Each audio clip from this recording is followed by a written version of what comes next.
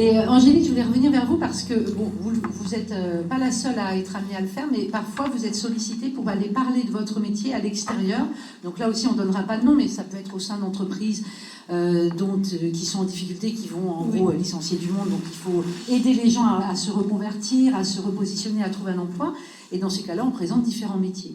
Et l'ADT envoie certains et certaines d'entre vous parfois présenter votre métier.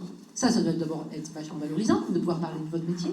Et est-ce que quand vous en parlez, vous parlez aussi de l'organisation de l'ADT? C'était ça ma question. Oui, bien sûr, mais ça m'est arrivé jeudi dernier. Bon, je ne vais pas citer le nom de l'entreprise, mais effectivement, c'est une entreprise qui a un plan social. Et du coup, effectivement, on vient un petit peu pour proposer, pour présenter nos missions et la façon dont on fonctionne à l'ADT. Et moi, je pense que c'est effectivement essentiel de parler un petit peu de cette liberté, de cette autonomie que l'on va avoir pour attirer effectivement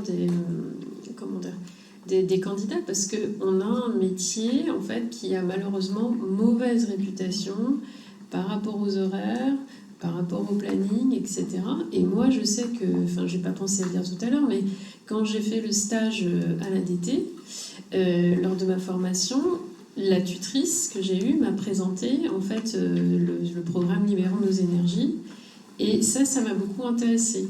Et en comparant avec d'autres collègues de formation qui avaient fait des stages ailleurs, j'ai pas eu ces retours-là en fait, de leurs tuteurs en fait, et de la façon dont ça se passait dans les autres associations ou entreprises privées. Et du coup, ça c'était le petit plus quand même.